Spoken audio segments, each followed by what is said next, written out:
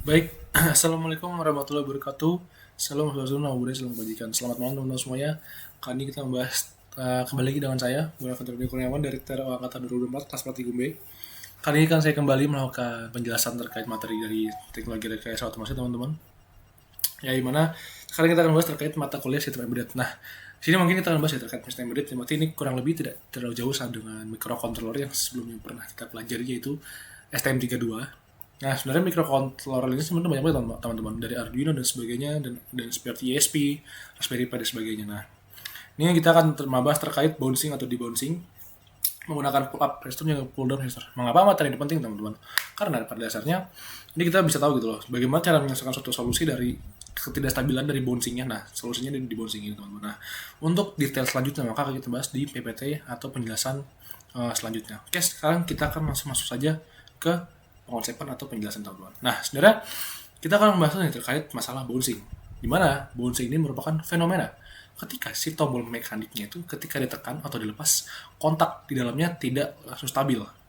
Nah, kalau misalkan kita ngomong secara mekanika ya, atau secara fisiknya, logam di dalam saklarnya ini akan memantul berapa kali dengan waktu singkat teman-teman. Nah, satuan waktu dari ketika memantul ini adalah sekitar beberapa milidetik sebelum dia masuk benar-benar ke keadaan yang stabil.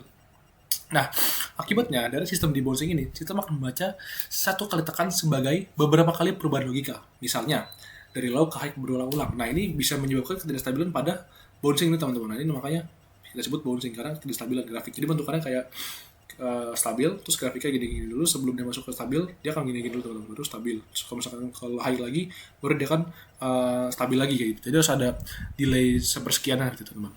Nah, makanya pada microcontroller seperti Arduino atau ESP32 yang kita pakai atau STM, ini bisa menyebabkan satu kali tekan tombol terdeteksi sebagai banyak perintah. Jadi ketika satu kali tombol itu teman, sekali tekan itu banyak banget perintah yang masuk, jadi banyak tabrakan sehingga sistem ini bingung lah untuk membawa yang mana. Nah, maka di sini lahirlah solusi dari bouncing ini yang disebut juga debouncing. Yang dimana teknik ini untuk mengatasi masalah pada bouncing tersebut, yang tujuannya untuk memastikan sistem hanya mengenali satu perubahan logika yang valid untuk setiap kali satu tekan atau lepas tombol, yang artinya ketika kita sudah melakukan teknik debouncing, maka perintah yang masuk itu nggak bakal sebanyak ketika kita menggunakan sistem bouncing, sehingga sistemmu tidak akan bingung itu mana perintah yang akan dijalankan. Nah, itu teman-teman. Nah, sebelum kita masuk ke bouncing debouncing, otomatis kita harus paham dulu terkait integrasi atau wiring dari nanti ketika praktik teman-teman. Nah, yang pertama kita akan membahas terkait GPIO atau General Purpose Input Output, yang dimana ini biasa dibahas terkait inputan dari microcontroller teman-teman. Contohnya di STM32 juga ESP. Di mana ini merupakan pin pada microcontroller yang bisa diprogram sebagai input atau output sesuai kebutuhan teman-teman. Misalnya pada ESP32 atau STM32 kita menggunakan STM32-nya F1 ya, tapi nanti kita prakteknya kita menggunakan F4 teman-teman. Di mana satu pin ini bisa difungsikan untuk membaca tombol sebagai input, menyalakan LED sebagai output. Itu contoh teman-teman, contoh output inputnya. Dan juga bisa mengirim sinyal digital ke modul lain, bisa sebagai master atau bisa sebagai slave teman-teman. Nah, disebut general purpose karena fleksibel dan tidak terbatas pada satu fungsi saja. Jadi teman-teman, GPIO ini benar-benar multifungsi teman-teman. Bisa sebagai pengirim data dan sebagainya gitu. Nah, apalagi itu kita masuk ke digital I/O-nya atau digital input output. Yang dimana ini adalah penggunaan GPIO dalam mode digital.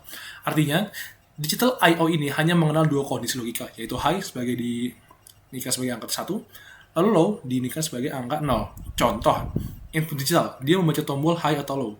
Atau output digital menyalakan atau mematikan LED.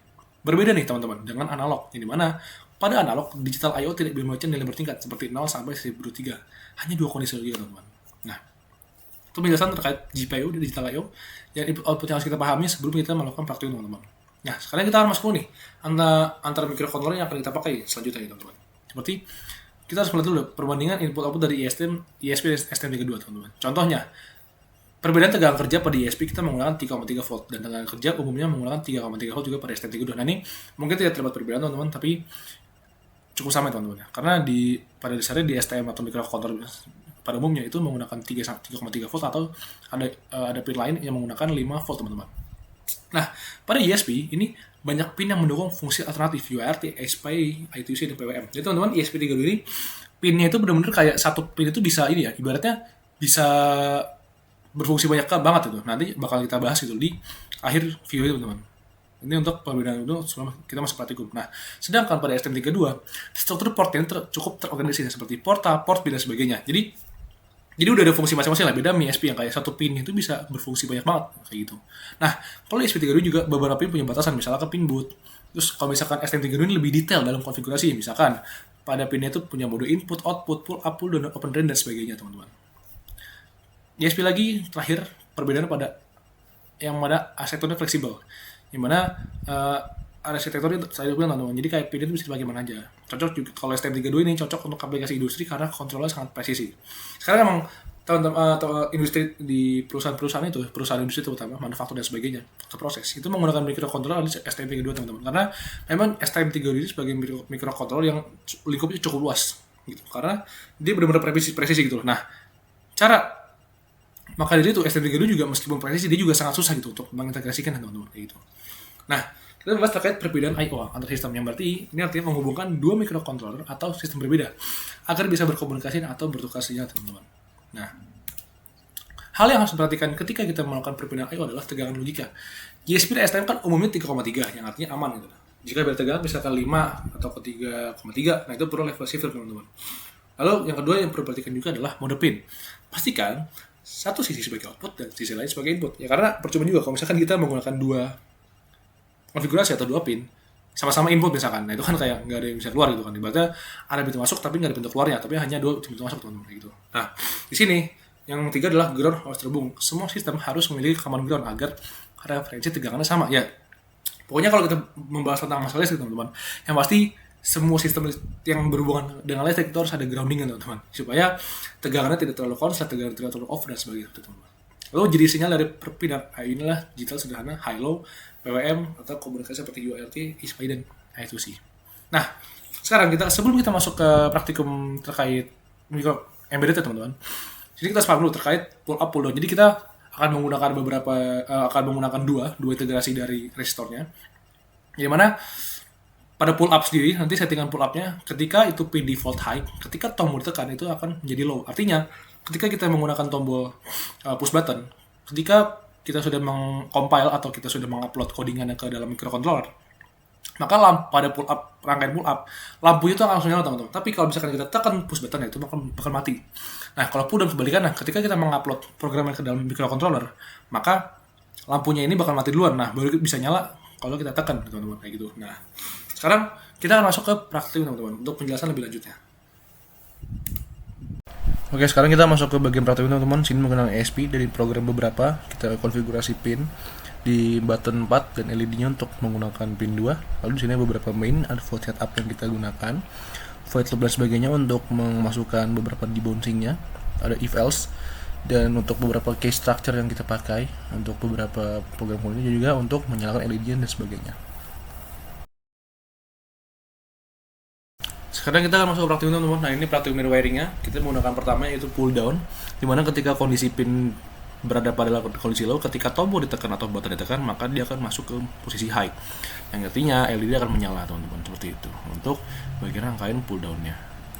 Nah, yang kedua ini kita masuk ke rangkaian pull up, teman-teman, kebalikan dari pull down, yang dimana ketika pin pada kondisi high, mana ketika kita tekan maka akan masuk kembali posisi low.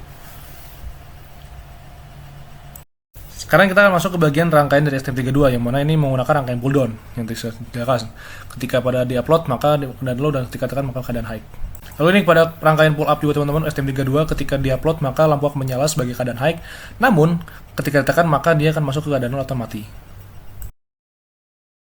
Nah, setelah kita melakukan praktikum sebelumnya, teman-teman, sekarang kita akan masuk ke bagian troubleshooting-nya, teman-teman. Yang artinya apa aja sih masalah yang ibaratnya saya sebagai praktikan itu kan, yang saya alami ketika melakukan praktikum.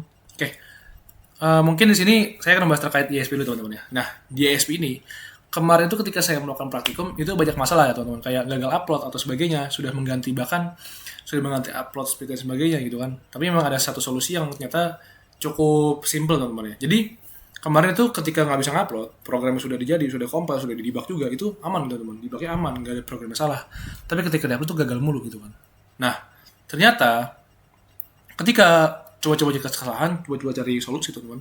Nah, ini ada tips, teman-teman. Buat ESP32 ini, kalau emang nggak bisa upload, nah, itu ketika kalian lagi upload, kalau lagi memproses programnya, dalam dari program ke ESP itu, ditahan, teman-teman, tombol rebootnya gitu. Nah, pas lagi upload nih, tombol reboot yang di sini nih, tombol reboot yang ada di ESP ini ditekan, ditahan sampai berhasil ngupload. Nah itu karena kemarin udah coba gitu teman-teman, ketika di-upload tanpa mencet tombol reboot itu nggak bisa, tapi ketika sambil ditekan itu bisa teman-teman. Itu satu tips ya teman-teman, kalau nggak bisa di-upload padahal programnya sudah aman gitu kan, debug gitu. Nah ini pembahasan terakhirnya teman-teman ya.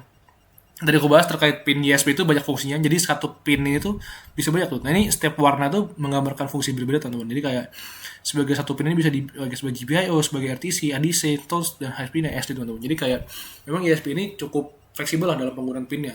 Jadi kayak nggak perlu banyak pin, tapi satu pin itu bisa dipakai buat integrasi apa aja teman-teman. Nah sekarang kita akan masuk ke STM32 teman-teman. Integrasinya, nah STM32 tentu saja cukup rumit teman-teman, cukup kompleks lah terkait masalah pengintegrasiannya.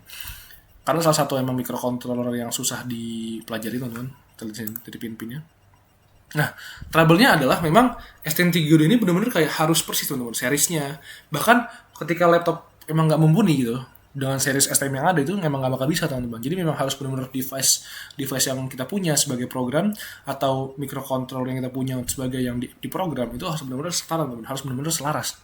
Kayak gini misalkan banyak banget pinnya kayak gitu kan. Karena ya tipsnya memang harus ini ya. Kalau memang kayak misalkan laptop nggak bisa ada driver. Nah itu bisa drivernya banyak dipakai teman-teman. Jadi setiap laptop driver yang dipakai itu beda-beda untuk STM32 ini. Jadi kayak emang cukup bervarian dari driver yang dipakai di STM32 teman-teman.